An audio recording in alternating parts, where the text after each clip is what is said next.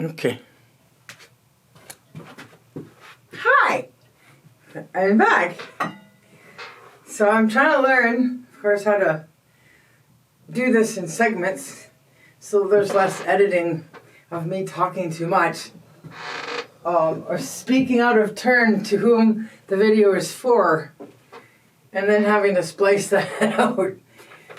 So this part here I wanted to address to King Charles, Prince William, the family, the Britain, Commonwealth, about Canada, our politics and politicians. I'm exhausted from a lifetime of watching a twofold behavior and actions and words. They're not being reported to about the things that are actually going on.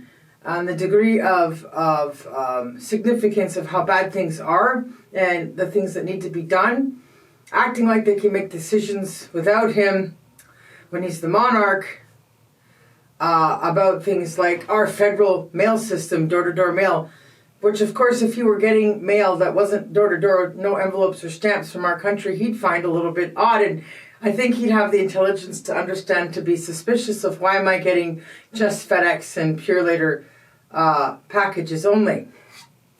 So I'm just going to share this out there with him and to William.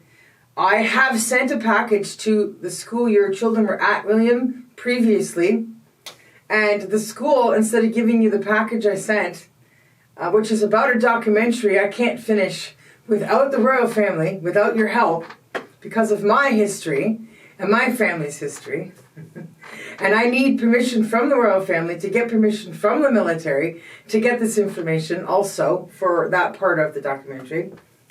That school, I sent that one package to that one time, phoned the police, and then the police came to my apartment door in my place that I have in Quebec, and I was all confused, like, why are you guys here? And then they explained to me that that school had received a package from me, and instead of reading the whole thing and understanding the instructions or the letter, which was all pretty simple, they, I guess, just panicked and like, oh, what do we do about mail from Canada? Well, it's not a bomb, it's paperwork. It's a documentary called Survivors about my grandparents. Both of them are veterans. So I think it's pretty easy to understand this directive. My grandmother is English. She is from England. There was no choice. You were enlisted in the military when you turned 18. So when she turned 18, they came knocking on her door. She didn't get to celebrate being 18. And they said either you go to war or you go to jail. And my great-grandmother actually said to my mom, my grandma turned to her and said, oh, you should choose prison. Go to jail. Don't go to war. She looks at her mom like, are you crazy? Like, yeah, no, sorry, I'm out of here. Like, I'll go. Like, I'm signing. I'm done. I think she had been allowed to go to college enough to have had her secretary skills, so she got to be a typist most of the time. So she was good in that capacity. My grandfather volunteered, one of his brothers volunteered here from Canada because we had the freedom to choose to participate in supporting in that war. But I can't get the information about my great-grandfather, who was in World War I, and I can't get other information about my ancestors in the royal side of our aristocracy beyond my great-grandmother. I can't get my great-grandmother's mother's information because it literally has been wiped clean off the earth. It doesn't exist. Online, through Ancestry.com, you can't find it. So it's really upsetting when a school who gets one package once from another country with vital information in it, and you can see that it's vital just by reading it and looking at the pictures, would react like it's some sort of crime that anybody should think to even dare to approach trying to do in reaching the royal family about, in order to get the help that that royal family has the most probability in being able to achieve the most success in helping a person do, which was my case. So I want to share the Remembrance Day poem that I wrote about how when you reflect on being in families where people were at war, the damage those war lives and war families live in. So the damage war costs. As a child growing up with religion in my life, taught by Jehovah to think about holidays and idol worshiping things or repetition of too much of it. I didn't know how to feel about everybody always wearing poppies, because we have been so many generations out from the war and already had so much freedom. It was always frustrating me on whether to wear it or not to wear it. So, I mean, I really had to struggle for years and look deep for a long time. And I was too little. I was young and didn't have the ability to write anything about how I was struggling with that. The funny thing was, through the years that I would still try wearing the poppy, obviously out of love and respect for my grandparents and my great-grandfather and so on, and my lineage of being British, they always fell off. They wouldn't stay in place. And then there were some times where I was volunteering with some of my elderly clients in my support work, where one of the things they did was volunteer to put the poppies together in time for the new year, and they had these little things that would fit on the ends to try to keep them in place. And even then, when I had discovered that solution, I still had trouble. Lo and behold, though, moving forward, eventually the words came, the maturity, my life experience, my wisdom, what I was thinking about it in regards to always using the same Flanders poppy field poem and the symbolism of the poppies. And so I want to share the poem called For My Grandparents. I submitted this whole documentary, Survivors, which included the poem, to a contest, Right to Unite in the Fight. So there it is. And I was given honorable mention. And I was awarded some money. And of course I attended the ceremony. And I was able to share the poem. And I was given that certificate with that award.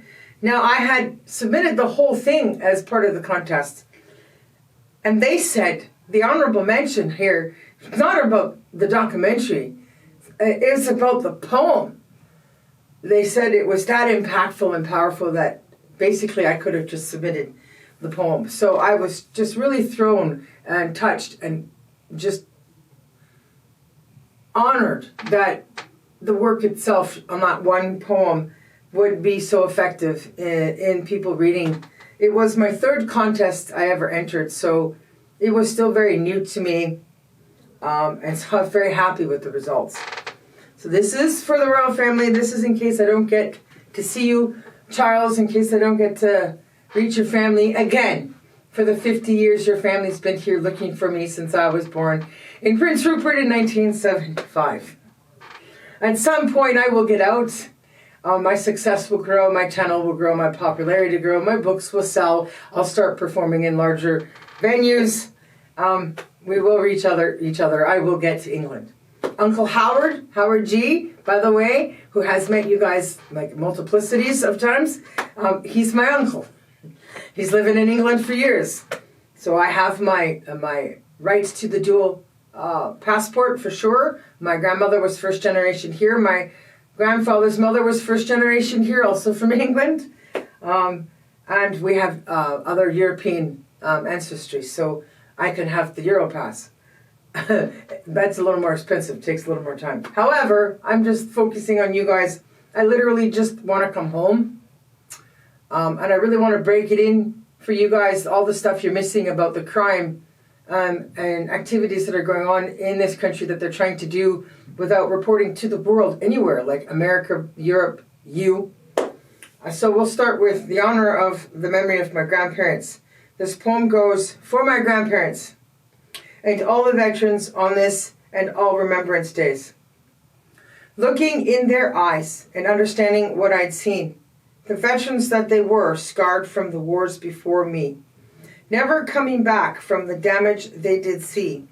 Looking in their eyes, understanding what I'd seen, The family that was lost from the distance those wars cost. Grandparents hard to love because of the high cost. The difference of our worlds from the state of point of view. The poppies that I see hurts the love inside of me.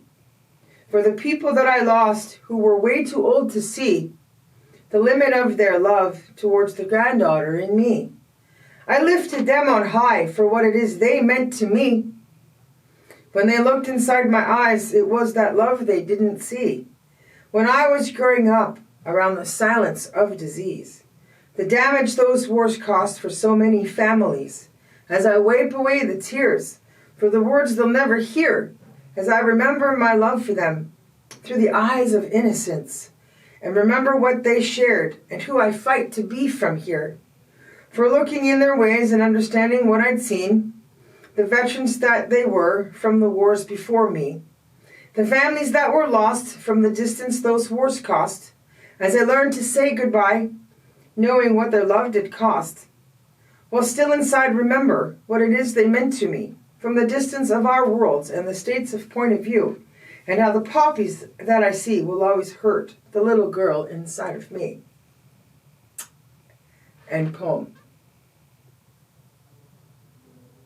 So the point here for me was to not wear the poppies, was to want to be able to see a Remembrance Day where no one's wearing it, to reflect on the pain and the sorrow and the loss and the damage and the broken communication in families that took place because of World War I and World War II.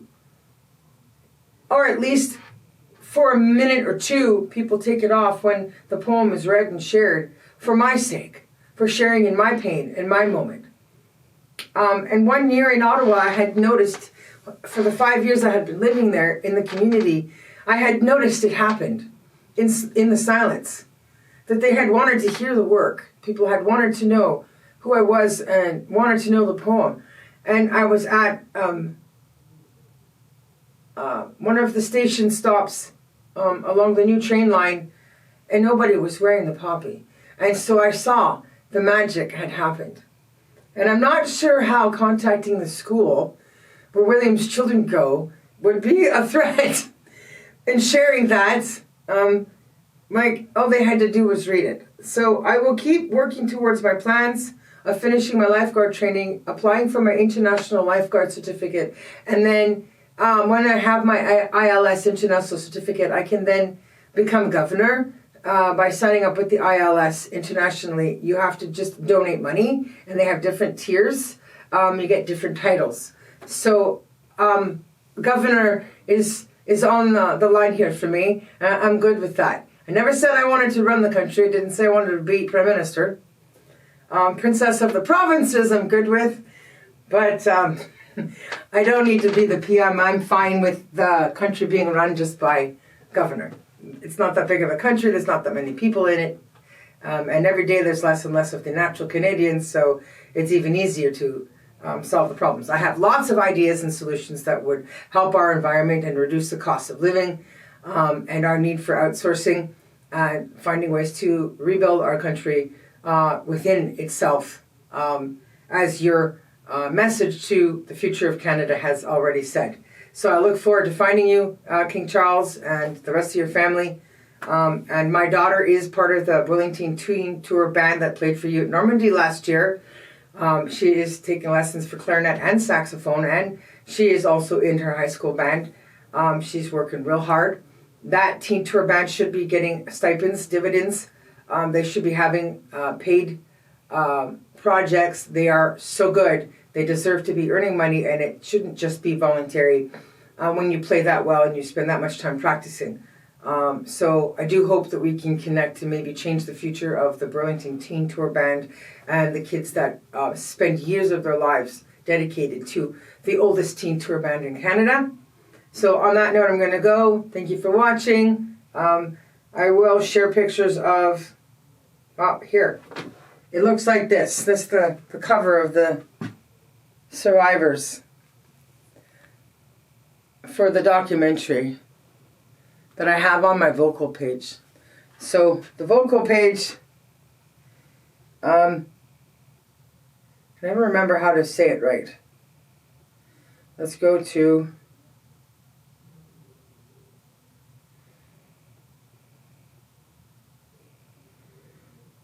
view profile. Okay, so vocal.media.authors.Jennifer Cooley. So that's where you go. vocalmedia.authors. Vocal Media. I can't do it. Let's see if I can do it. Okay, so vocal.media.authors/authors and then /Jennifer Cooley. So, yeah, thanks for watching. I look forward to meeting you guys. I'll keep making these videos in segments, hoping that it will reach somebody in Parliament that will realize that one way or the other, my documentary is going to get made. The truth is going to get told. But I've had enough of how many people have died and how many murders are happening and how much blood is crying out from the ground in our country. How many disappearances keep being reported, and how quickly after the searches are started, the police always call it quits within a couple of weeks usually. And the case of Madison Scott, for instance, where her body was found literally on the other side of the same town 12 years later, tells you how little effort they put into it and how badly organized it is. So we need to have agents from other countries, police forces, more criminal experts come here to help. We need a lot more of them because our country is so overwhelmed with the amount that there is already. They don't have enough energy, enough hours, enough people. We can't keep up on it. So that's why I also shared the poem, because that struggle of damage caused in broken families is very, very real for all of us. All right. Thanks for watching. I will try to get another story of Joe Fox and Kathleen Kelly about saving door-to-door mail to Charles and the family, even if I have to mail this again to another place where somebody might send the police. Hopefully they don't this time, because movie writing is not a crime. And sending it to the royal family to participate in the movies, to offer parts to them in the movies, to be a part of the work and have a good time and have fun is not a crime, and it's not wrong to want to give that offer to them. So there it is, guys. Peace out. Thanks for watching Now TV Canada at I Am Just 10 YouTube channel. Bye.